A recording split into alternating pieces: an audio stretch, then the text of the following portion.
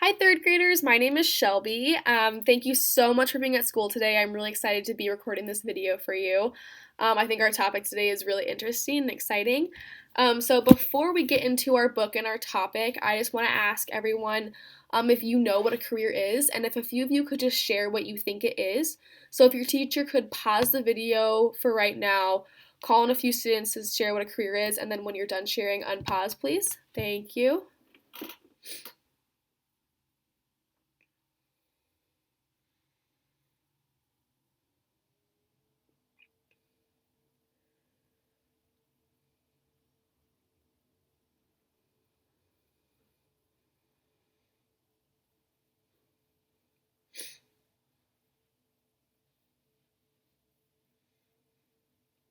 Okay, well, for those of you who shared, thank you so much for sharing. I'll just quickly go over what a career is. So, a career is like a job, but there are many different jobs that go into what a career is. So, I'll use the healthcare career as an example. So, the jobs that go into this career would be like doctors and nurses, receptionists, EMTs. Those are all jobs that go into that career. So we are going to be talking about careers today. And before we start reading our book, I just want to talk about the career that I'm going to go into. So I am actually still in college, but I do graduate in May, which is really close. But I will be working in the healthcare field as well as what I just talked about, those kind of jobs that go into it. But my job will be as a child life specialist, which is basically somebody who goes into the hospital and helps the kids who are in the hospital who are sick or going to go have surgeries. Maybe somebody broke their arm. And what I would do is I would try to make them feel more comfortable because the hospital can be a really scary place for kids. So that's what my job would be. So, since we got a chance to share and talk about what a career is, I think it's time that we move into our book, which is When I Grow Up, Sonia Sotomayor, and it is written by Anne Marie Anderson. My name is Sonia Sotomayor. I was born in the Bronx, which is a part of New York City, on June 25th, 1954. My parents, Juan and Selena, were born on the island of Puerto Rico. That makes me and my brother Juan New Yorican. We're New Yorkers and we're Puerto Rican.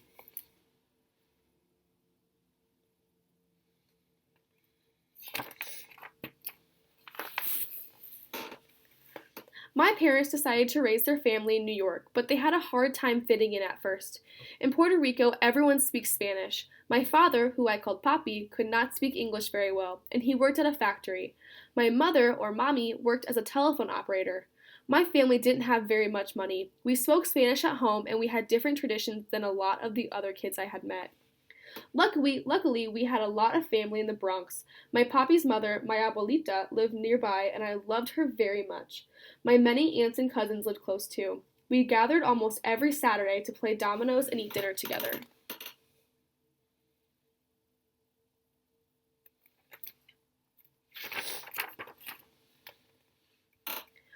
Even though we struggled at times, my mommy knew a good education would help me and my brother succeed in life. So she worked extra long hours to make enough money to send us to a private school with a good reputation. I knew school was important too. I studied hard and earned good grades. When I wasn't studying, I was reading. My favorite books were Nancy Drew mysteries. I began to dream about becoming a detective when I grew up, just like Nancy. I imagined my life would be full of adventure.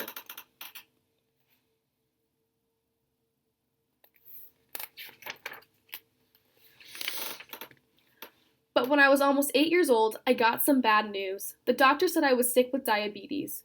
I would have to take a shot of medicine every day. When I turned 9, things got even worse. My papi died suddenly from heart problems. Things were harder from then on, but I wouldn't let anything stop me. My mommy was strong just like me. She went back to school so she could get a better job as a nurse. Mommy stayed up late at night studying, and I kept studying hard throughout middle school and high school too.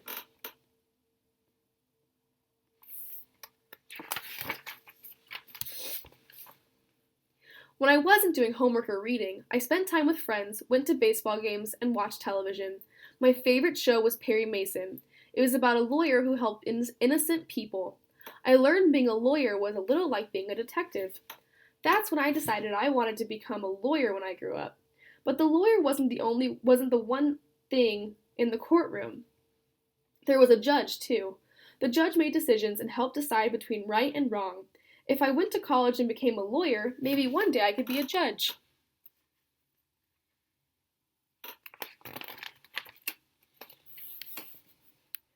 First, I needed to do well in high school. At Cardinal Spellman High School, I was elected to the student government. I also worked hard outside of school. I held part-time jobs. I worked at a clothing store. After that, I got a job at a bakery, and finally at the hospital where my mom worked. I had liked student government, but I wanted to become a better public speaker. I joined a club where we made speeches and debated different issues. I became so good that I won a speech contest during my senior year.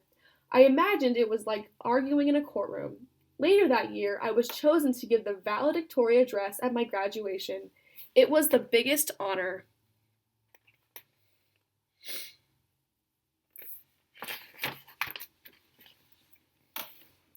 My dream came true when I became a college student at Princeton University. Princeton began allowing women into their school only 3 years earlier, so there were still very few women on campus.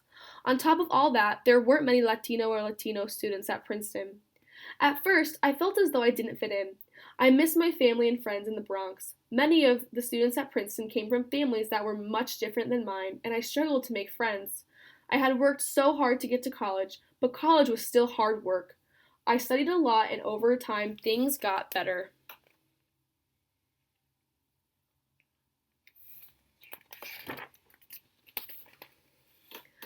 To make Princeton feel more like home, I joined a Puerto Rican student group. We worked hard to get Princeton to bring more minority students and professors to the school. I also volunteered at a local hospital where I helped Spanish-speaking patients talk to their doctors and nurses who didn't speak Spanish. I fought for what I felt was right. During my senior year, I won the Pine Honor Prize, which was the highest award a student in my class could receive. It is given to someone who has shown excellent scholarship, character, and leadership skills. Later that year, I graduated from college with top honors and a degree in history.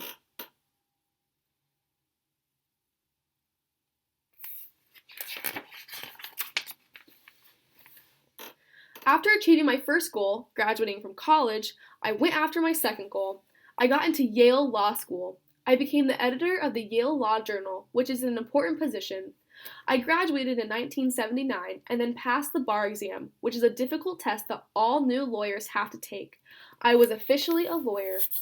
My first job as a lawyer was as an assistant district attorney in New York City. My job was to prosecute people who had committed crimes. I had to do a lot of research to figure out which laws had been broken. I had to gather evidence to talk to witnesses and present my case to a judge and jury. Just like in school, I worked long hours preparing for each case.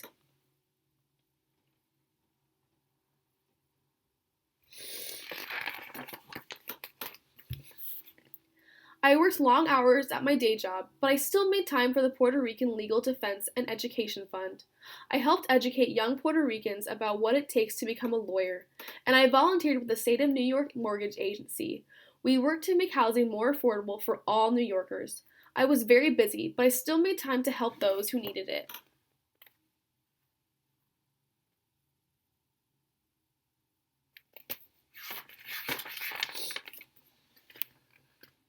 After 5 years in the district attorney's office, I got a new job working for a small law firm. I liked being a lawyer, but I still wanted to become a judge someday. Being a judge isn't a job you apply for. Instead, judges are chosen or appointed. In 1992, my wish was granted. The President of the United States, George H.W. Bush, asked me to be a judge in a federal court in New York. Of course, I said yes.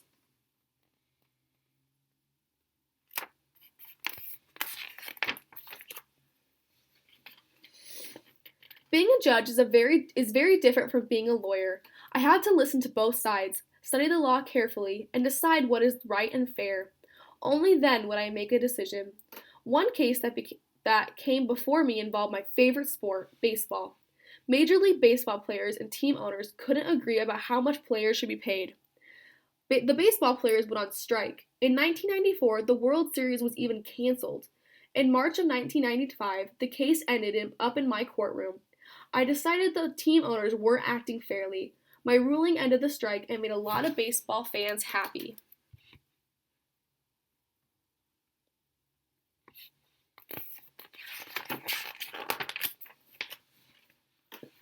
In 1997, the next president of the United States, Bill Clinton, nominated me to be a judge for the U.S. Court of Appeals for the Second Circuit. This was an even bigger job than my last one.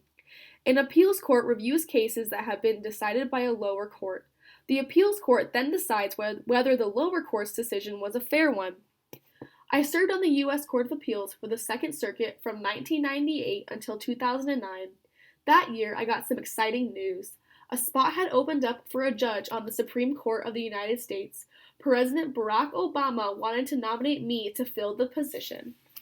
And this is Sonia Sotomayor and Barack Obama together.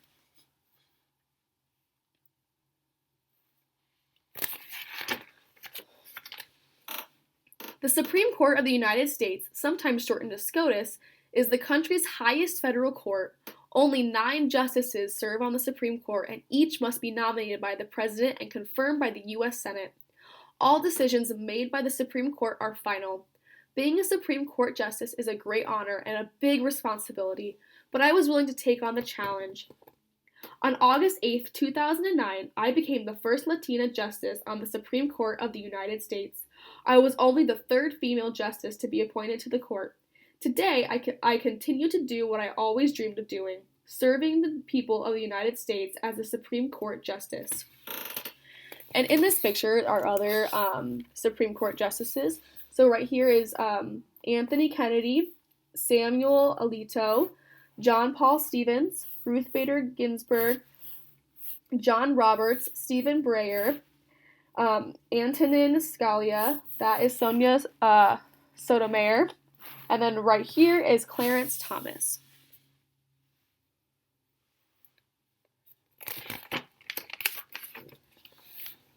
I overcame many challenges in my life to get to where I am today. I worked hard, believed in myself, and fought for what I felt was right. Most important, I never let anything get in the way of my dreams. As I said in my speech when I became a Supreme Court justice, I am an ordinary person who has been blessed with extraordinary opportunities and experiences.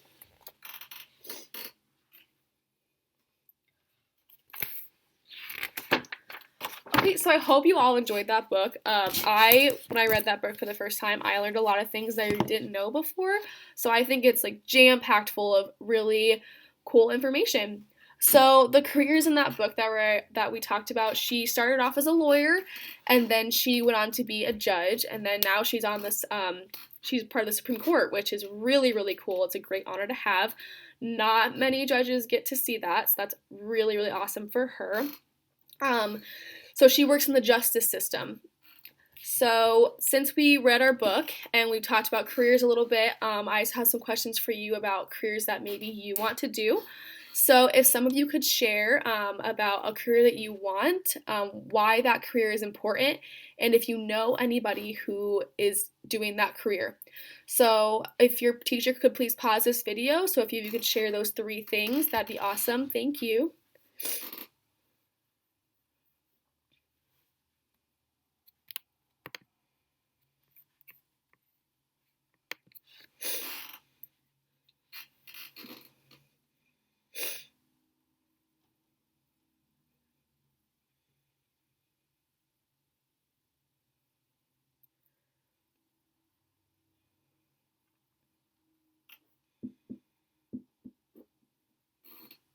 Okay, well, for those of you who shared, thank you so much.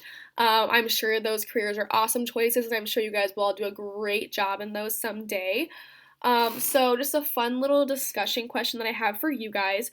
So I will just, as a refresher, remind you that the career I'm going into is in the healthcare career. It's child life specialty, which is working with the kids in the hospitals, making them feel more comfortable because the hospital can be a scary place for children, especially if they're going in for a surgery or if they're sick or if they've broken a bone or something like that.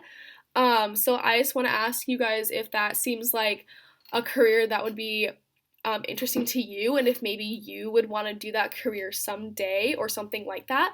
So if you would want to do that career, if it sounds cool to you, give me a thumbs up, and if you probably wouldn't want to do that career, then give me a thumbs down. If you all could do that right now, please. All right, awesome. Well, thank you so much. And I just want to remind you all that since you are only in the third grade, you do have so much time to think about the careers that you want and what you will do someday, but it is never too early to start thinking about it. And it sounds like a lot of you guys already have a really cool career in mind, which is awesome.